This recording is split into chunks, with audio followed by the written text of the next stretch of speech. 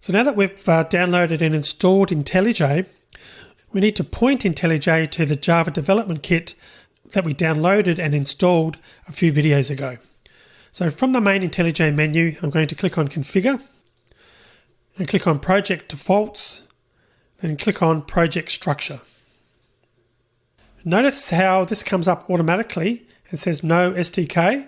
And just a quick note here, if you haven't clicked on Project to the left-hand side, make sure you do click that. But this no SDK is telling us that we haven't pointed to the Java development kit that we need to do so that we can run our Java programs. So in this case, we need to click on New and select JDK. Now you notice what happened automatically there, and that's that IntelliJ found the current installation that I've got on my computer of the JDK, and I didn't need to change anything. You may find, and probably should happen, is that the same thing will happen for you, and you won't have to go through and manually navigate. But if you do have any problems, you can see here that the actual installation of Java is in the library folder. This is the main library, not the library attached to your user account. So it's library,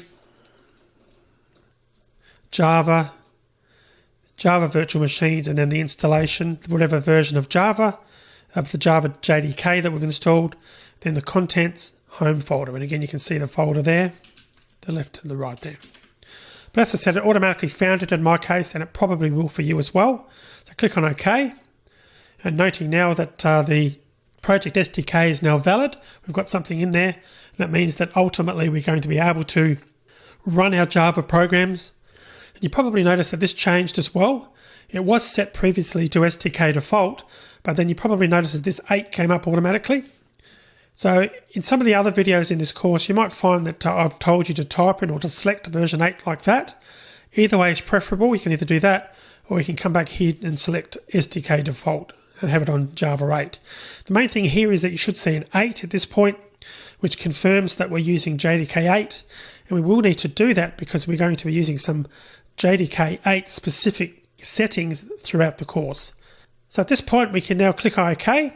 We've got our Java development kit installed.